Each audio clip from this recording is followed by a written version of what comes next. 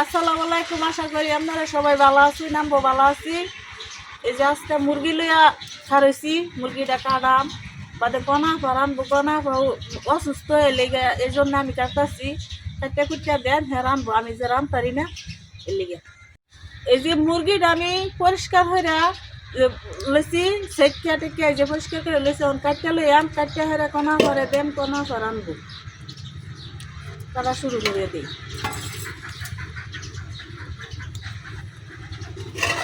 বিসমিল্লাহ।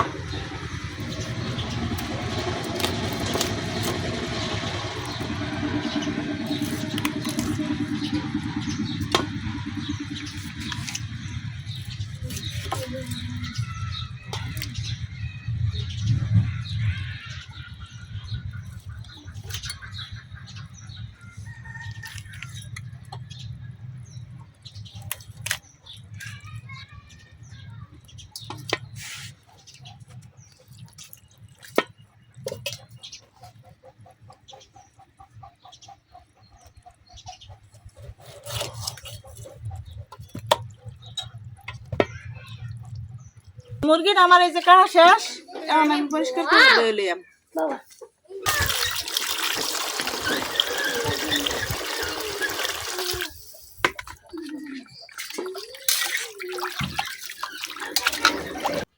তো ভাবি কিন্তু মাংসটা কাটটা পরিষ্কার করে ধুয়ে দিছে এই যে। আর আমি এই সুযোগে কিছু পেঁয়াজ রসুন আদা সিলাই নিছিলাম, সিলাই কাটটা নিছি। তো ভাবি এগুলা বাড়তে বাড়তে এদিক দিয়ে আমি মাংসটা আজকে ভাজে রান্না করাম। তো আজকে মাংসটা কিন্তু আজকে ভাজে রান্না করাম। তো ভাজে রান্না করার লেগে প্রথমে কিন্তু মাংসের মধ্যে লবণ আর হলুদ মিশাই লওয়া লাগবো।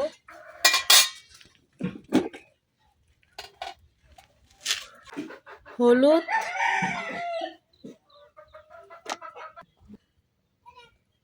লবণ,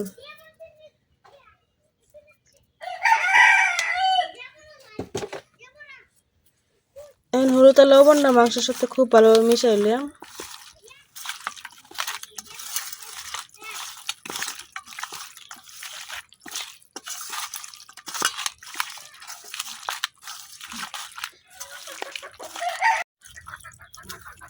হলুদ আর লবণটা কিন্তু আমি মাংসের সাথে খুব ভালোভাবে মিশাই নিচ্ছি। এই যে আমি মাংসগুলো বাদালে কিন্তু একটা কড়াই বয়ে দিছি, আমার কড়াইটা গরম হয়ে গেছে। আমি কড়াই তেল দিতেছি।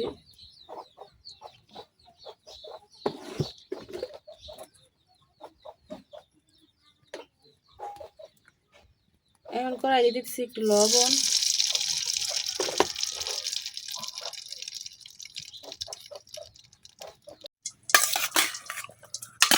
আমার তেলটা কিন্তু গরম হয়ে গেছে। এখন আমি হলুদ আর লবণ মাখায় রাখা মাংসটা দিয়ে দেন তেলের মধ্যে।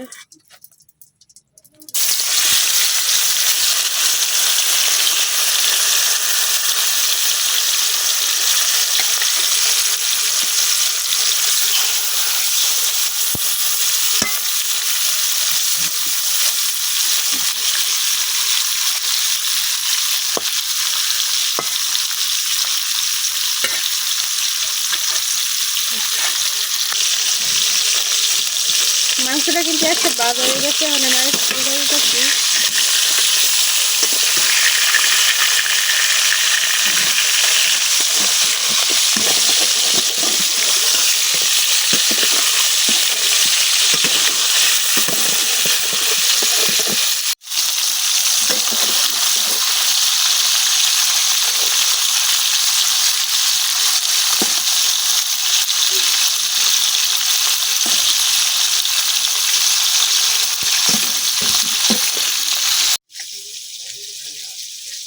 ভাবি কিন্তু মাংস কাটতে ধুইয়া দিয়ে হয়ে গেছিল পান খাইতে। যখন পান খাই আইসে মুহে দিয়ে আইসে পান, এখন এই যে মশলা বাড়তে বসছে।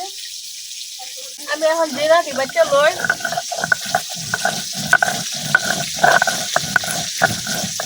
তা বাড়া গুটা সে পারে না, আমি পারি।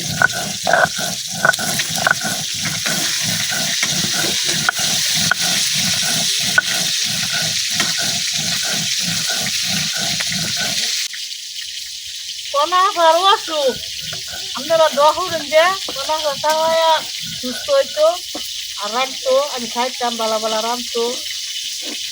গরুর গুস্তু, গরুর মাংস পোলট্রির মাংস এগুলি রান্ধতো আর খাইতাম।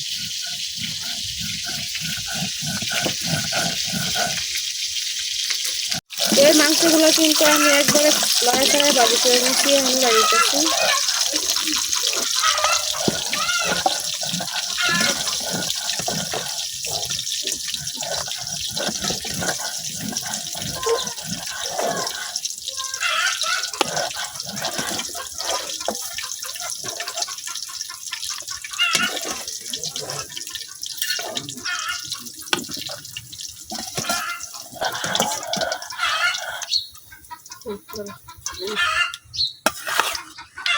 বাকি যে মাংসগুলো আছে এখন কিন্তু আমি এগুলো বাদ দিয়ে দিতেছি।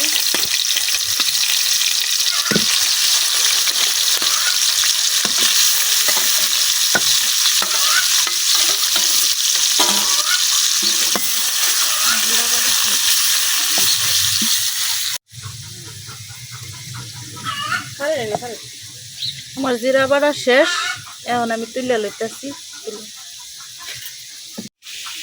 আমার জিরা বাড়া শেষ, এখন আদা দিয়ে বাইটা লইতেছি।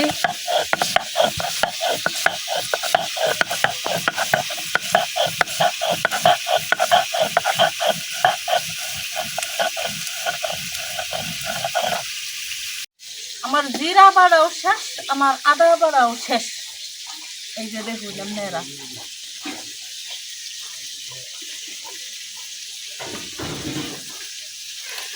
এখন আমি রসুন বাইটা লইয়াম।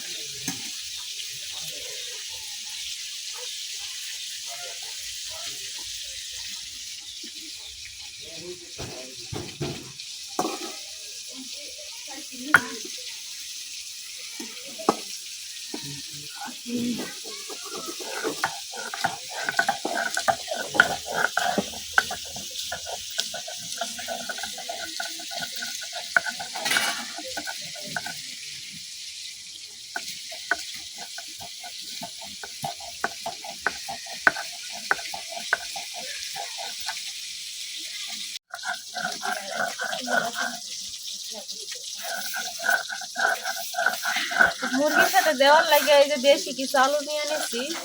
এখন আমি আলুগুলো সিলাই নিতেছি, কারণ আলুগুলো হালকা আমি বাজ জানেন।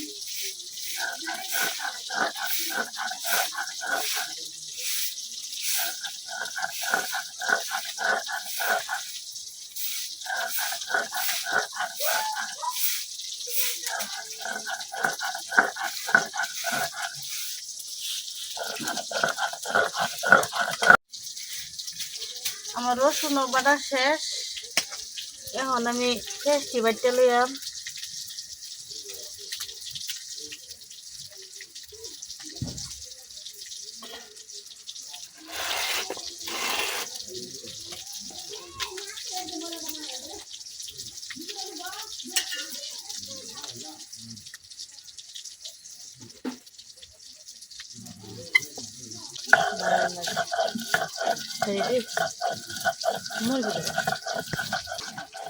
পাড়ার মশলা বাইটা তরকারি রানলে তরকারিটা খাইতেই মন চা।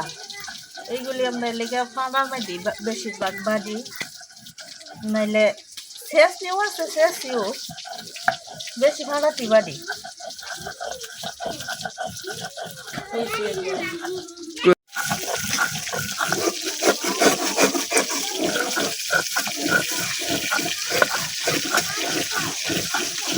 আমার এই মাংসগুলো কিন্তু ভাজা হয়ে গেছে, এখন আমি উড়াই নিতেছি।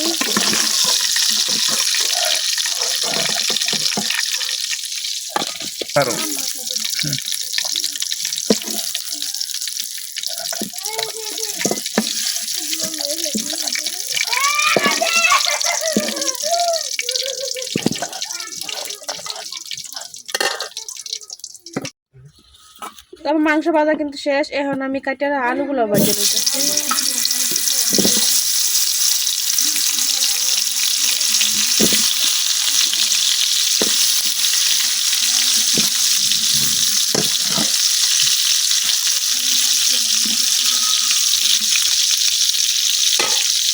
আমার পেঁয়াজ বাড়াও শেষ, এখন আমি তুলে লইতেছি।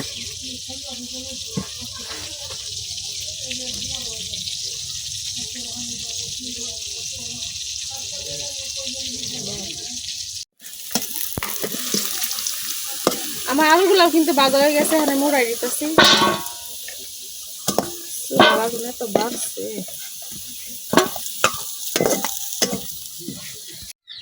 এখন আমি এই তেলের মধ্যে দিতে দিচ্ছি বাইটা আদা, বাইটা রসুন, বাইটা পেঁয়াজ। আগুন এত পরিমাণ বাড়ছে, একবারে কড়াইটা পুড়ে গেছে। এখন আমি সব কিছুক্ষণ বাজা নিলাম।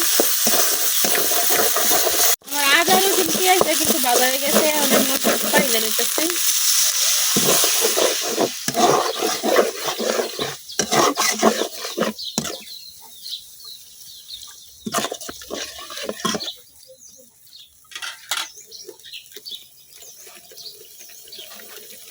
এখন দিতেছি কিছু আস্তা গরম মশলা। এখন এক এক করে সব গুঁড়া মশলাগুলো দিলাম। হলুদ,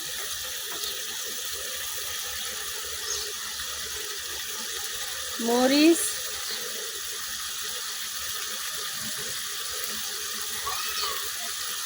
ধনিয়া, লবণ,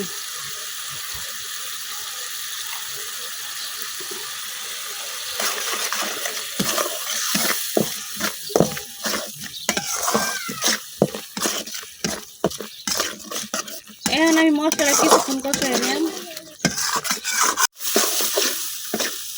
আমি কিন্তু এই মশলার মধ্যে আগে জিরা দিছিলাম না, এখন দিয়ে রইতেছি বাটা জিরা।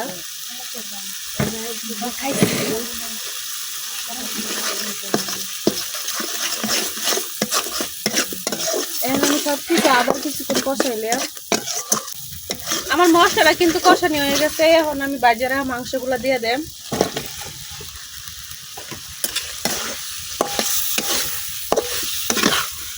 এখন মশলার সাথে মাংসটা কিছুক্ষণ কষাই নেন।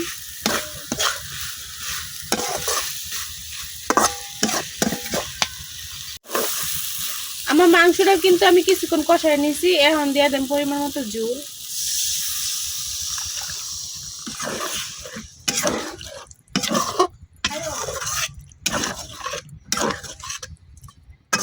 থাকবোই, হ্যাঁ।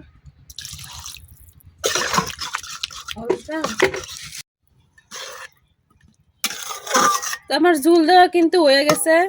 এখন আমি দিয়ে দেন বাজার আলুগুলা।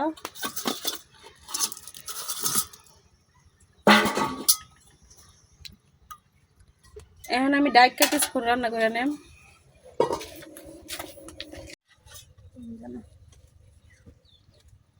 আমার তরকারিতে কিন্তু অনেকক্ষণ আগে বলক এসে বসছে। এখন দেখি তো কেটে কি খাবো।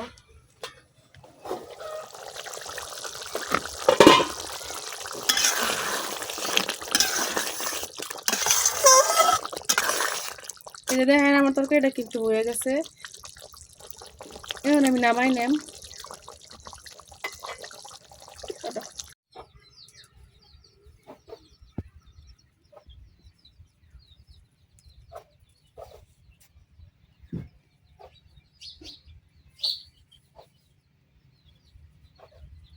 এই যে তৈরি হয়ে গেছে আমার দেশি আলু দিয়ে মুরগির মাংস রান্না।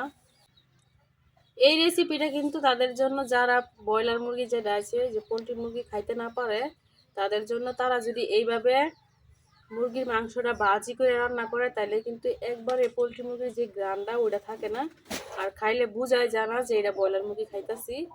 তো আপনারা যারা ব্রয়লার মুরগি খাইতে পারেন না তারা একবার ওইলেও এইভাবে মুরগির মাংসটা ভাজি করে রান্না করে খাইয়া দেখবেন।